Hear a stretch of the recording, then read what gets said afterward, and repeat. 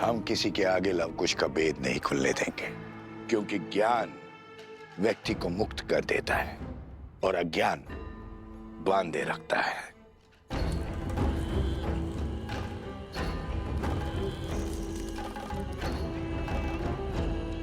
मेरी शक्ति का स्रोत यही अज्ञान है बानासुर।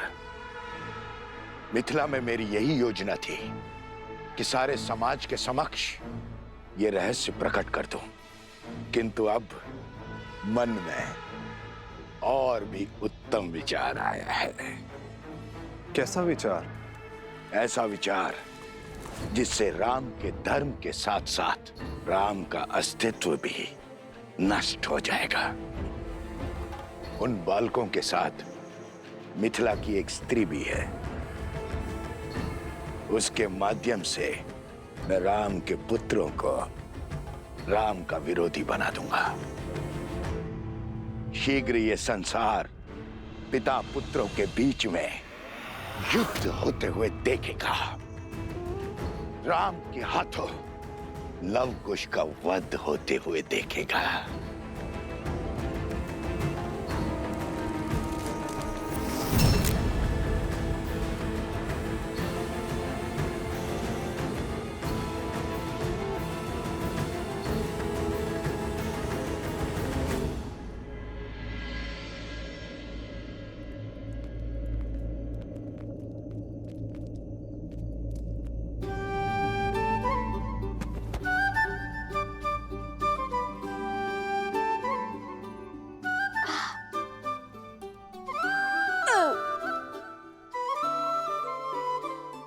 ऐसे क्यों देख रहे हो भैया?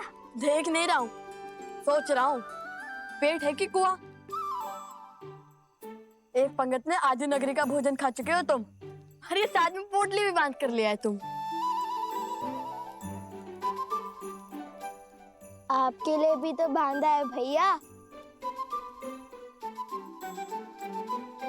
और वैसे भी पूरा दिन गायन किया है और कल भी करेंगे, और ऊपर से प्रभु श्री राम से भेंट भी नहीं हो पा रही है, और ज्ञान करने से मुंह के साथ पेट भी सूखता है।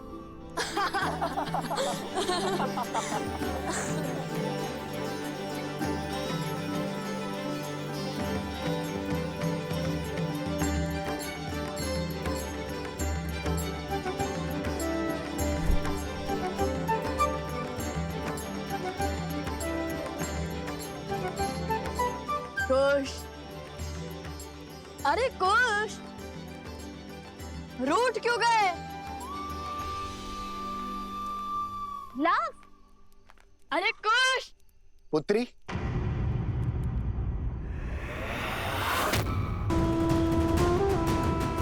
तनिक भोजन मिलेगा?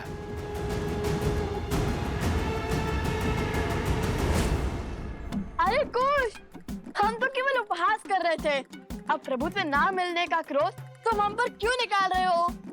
कुश, कुश, रुको ना, इतना खाने के बाद और चला नहीं जाता।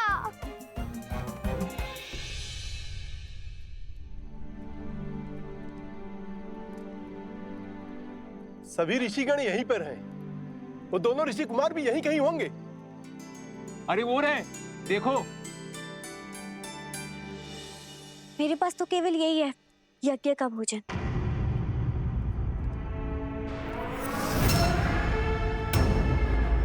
अवध की अन्नपूर्णा वन में भटक रही है और अवध में भोज चल रहा है। दुर्भाग्य, सीता को त्याग कर भी राम के गुणगान गाए जा रहे हैं। सीता का त्याग करके भी राम महान हो गया। अश्वमेध यज्ञ की अग्नि जल रही है, किंतु किसी के हृदय में सीता के लिए विषाद की चिंगारी तक नहीं भड़की। पर मेरा मन जल रहा है। मेरे लिए ये भोग अपवित्र है, विष है, और घाव पर नमक तो तब छिड़क रहा है जब वो ऋषि कुमार राम के गुणगान गा रहे हैं। कुश रुको, कुश, कुश, ऋषि कुमारों,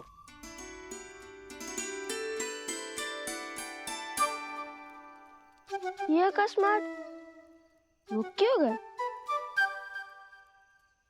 ऋषि कुमार, कुछ भेंट लाए हम आपके लिए, दही मक्खन और लड्डू।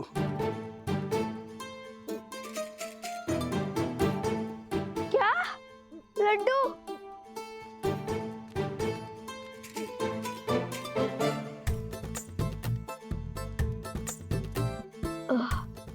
रहने दीजिए, इसकी कोई आवश्यकता नहीं है। हमने पेट भरकर खाया है। धन्यवाद।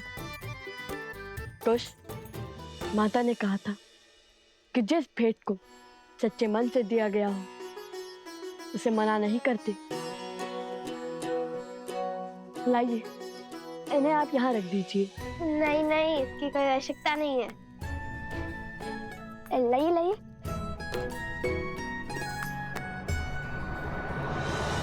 दुख तो मुझे भी बहुत होता है। तो रोकती क्यों नहीं हूं उन्हें? तुम तो मिथिला से हो, जानती हो राम ने सीता के साथ क्या अन्याय किया है। तुम्हारा कर्तव्य है उन ऋषि कुमारों को राजकुमारी सीता के साथ हुए अन्याय का भेद बताना। संसार को हानि दुष्टों का कोलाहल नहीं, सज्जनों का मौन पहुंचाता है। क्यों नहीं खोल देती अपने मन का भेद और सत्य का पिटारा उन ऋषि कुमारों के सामने?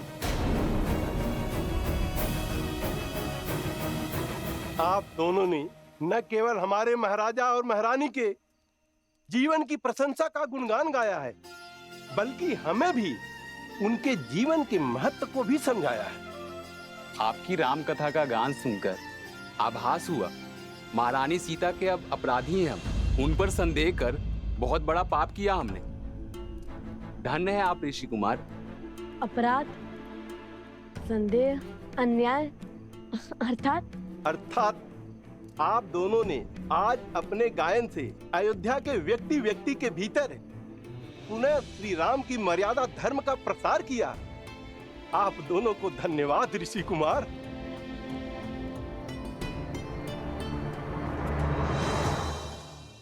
अरे तुम तो सच में टूट पड़े। भैया, पावन अयोध्या की पावन भूमि का पावन प्रसाद कैसे जोड़ूंगा?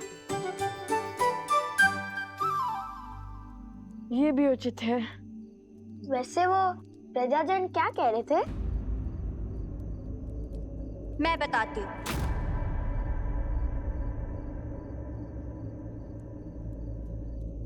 क्या?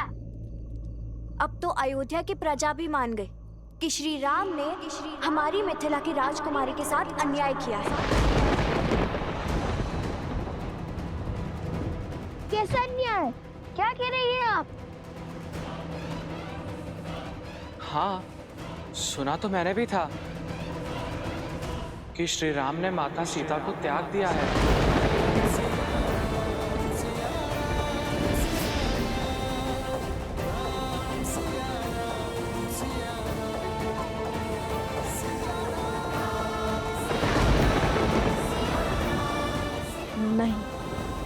नहीं नहीं, ये असंभव है। यदि ये अश्वमेध यज्ञ हो रहा है तो माता सीता भी उनके साथ होंगी, और यदि माता सीता उनके साथ नहीं है तो ये अश्वमेध यज्ञ कैसे हो रहा है? इन सब बातों का उत्तर कल जब श्री राम से भेंट होगी तब मिल जाएगा ना? नहीं नहीं, मैं कल की प्रतीक्षा नहीं करूंगा और इसे क्षण सिद्ध कर दूंगा कि हमारे आराध्य श्री राम ऐसा अन्याय नहीं कर सकते, और माता सीता भी उनके साथ अयोध्या में है।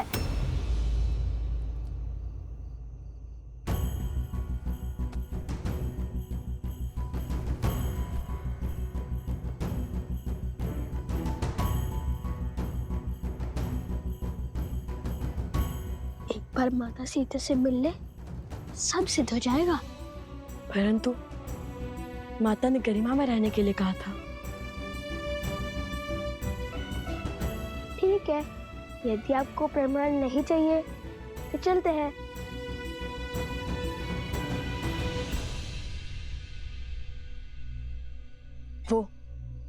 वो प्रभु श्री राम का महल लगता है। चलो।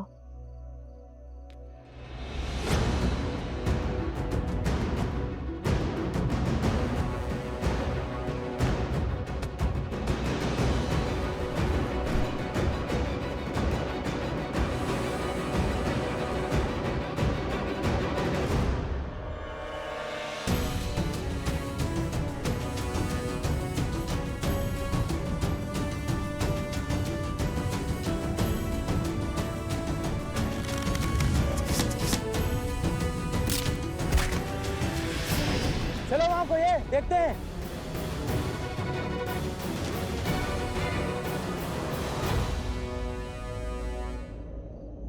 इतनी तीव्र वायु, लगता है चक्रवात आने वाला है।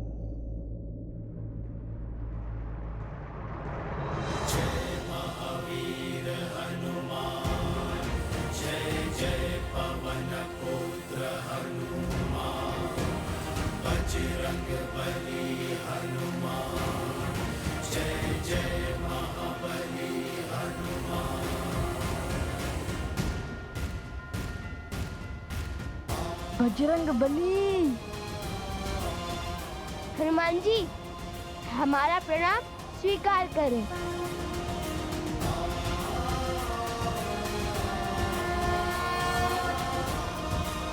एक राम भक्त ने दूसरे राम भक्त को पकड़ लिया। ये भी हमें चोर समझने लगेंगे।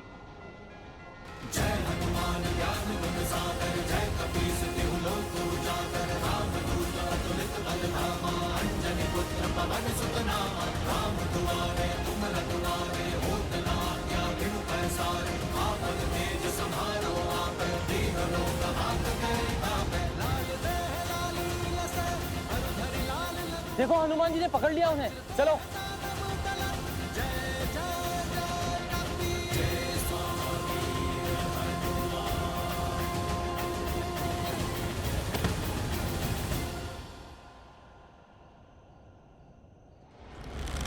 नीचे से चीख कर बात करनी पड़ती है ना, और चीख कर बात करना सभ्यता नहीं, इसलिए ऊपर आ गया। विराट रूप धरकर हमें भयभीत करना चाहते हैं। ये मत सोचिए कि आपका दांव सफल हुआ। हमने तो पहले ही आपको आते हुए देख लिया था। मुझे भी अपने तनिक निकट ले लीजिए हनुमान जी।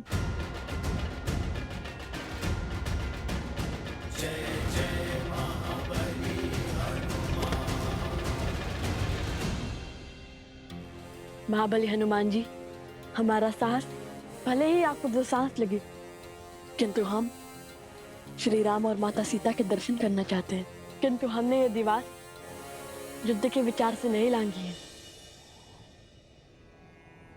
जिनके मुख पर प्रभु श्री राम और माता सीता का नाम हो, उन्हें पराजय छू भी नहीं सकती।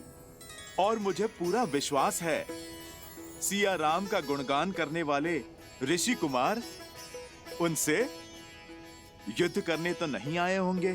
फिर क्यों आकार बड़ा रखा है आपने? ताकि वे अयोध्या की सुरक्षा का दायित्व उठा सके, हर और दृष्टि रख सके। अच्छा, वैसे आप दोनों के गायन और स्वर का बहुत बड़ा प्रशंसक हूं मैं। सत्य कहूं तो अभी संध्या में आप दोनों बाल ऋषियों के दर्शन करने के लिए मैं बस आने ही वाला था, किंतु रात्रि के समय आप दोनों यहां क्यों आए? आप दोनों को संकट है या फिर शंका? भक्ति है हनुमान जी। माता सीता और श्री राम के दर्शन करने यहाँ आए हैं। मिथिला की कन्या जिसका विवाह हमने करवाया, वो कह रही थी कि महाराज राम ने अपनी पत्नी के साथ अन्याय किया है। बस इसलिए हम चले आए, श्री राम और माता सीता से मिलकर ये सिद्ध करने, न्याय की मूर्ति श्री राम अन्याय कर ही नहीं सकते। तुम दोनों जिनकी पूजा करते हो, उनकी ही निद्रा में विघ्न करोगे? बात तो उचित है। मैं भोर होते ही आप दोनों को प्रभु श्री राम के दर्शन करने के लिए राजभवन ले चलूंगा। जैसा आप कहें हनुमान जी। आइए। आपको कष्ट करने की आवश्यकता नहीं है।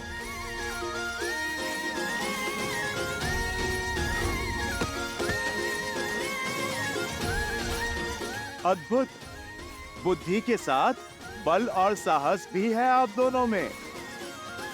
धन्यवाद। कल भोर अवश्य ही भेंट होंगी। प्रणाम। हमें श्री राम और माता सीता से मिलना है। स्मरण रहे, हम आपके मित्र हैं। हमारे बाण नहीं।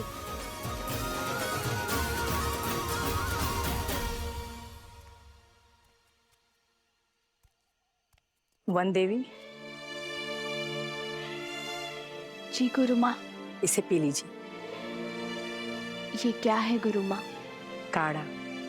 इसमें घुली जड़ी बूटी और औषधि आपके मन को शांत करेगी। आपकी चिंता को समझती हूँ, किंतु भय दुर्भाग्य लाता है। इसे पी के निश्चिंत सो जाइए।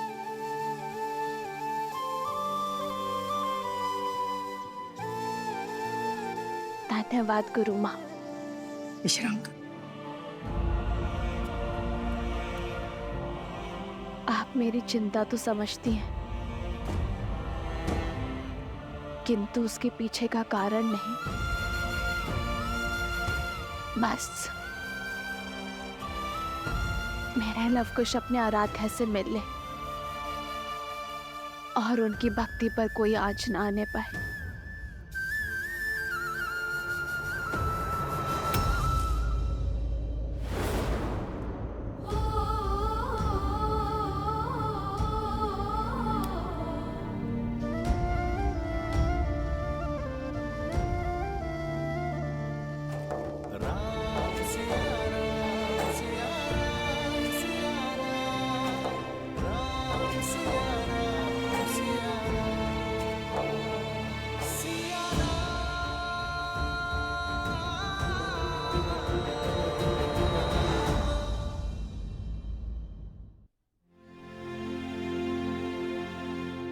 उनके मुख पर दिव्यता के दर्शन किए हैं मैंने, और उस दिव्यता ने मेरा मन मोह लिया। कोई साधारण ऋषि कुमार नहीं है, बल्कि साधु और शासक का अनूठा संगम है। उन दो ऋषि कुमारों ने जो नगर में आपके और माता सीता के गुण गा रहे थे। प्रभु, मुझे लगा जैसे साक्षात माता सरस्वती गा रही थी और अयोध्या झूम रही थी।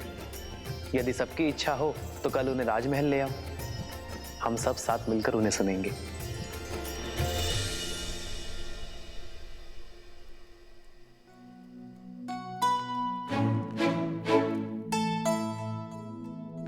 अरे उठकर व्यायाम भी करने लग गए कुछ।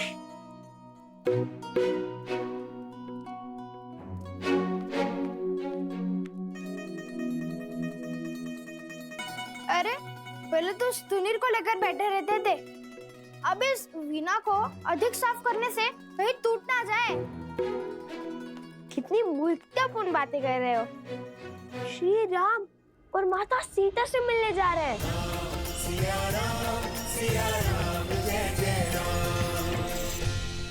आज राम और माता सीता से मिलने जा रहे हैं। वीणा क्या, मुख भी ऐसे ही चमकाऊंगा, घिस घिस कर पतला हो जाएगा। हाँ, उचित तो कह रहे हो। कुश,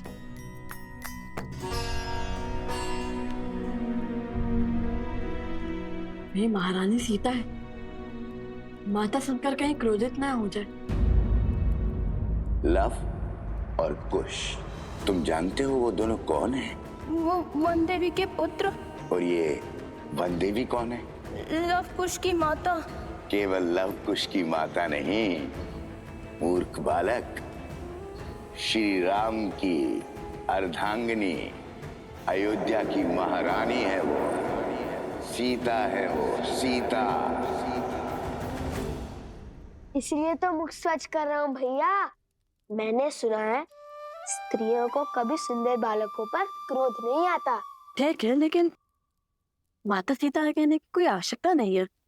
ये तो मेरे मन से पूछिए भैया, जो हमेशा कहता है कि माता सीता सुंदर, सहज और प्रेम पूर्ण होंगी। सब उन्हें माता कहकर बुलाते होंगे। लवकुश वो ऋषि कुमारों, हनुमान जी।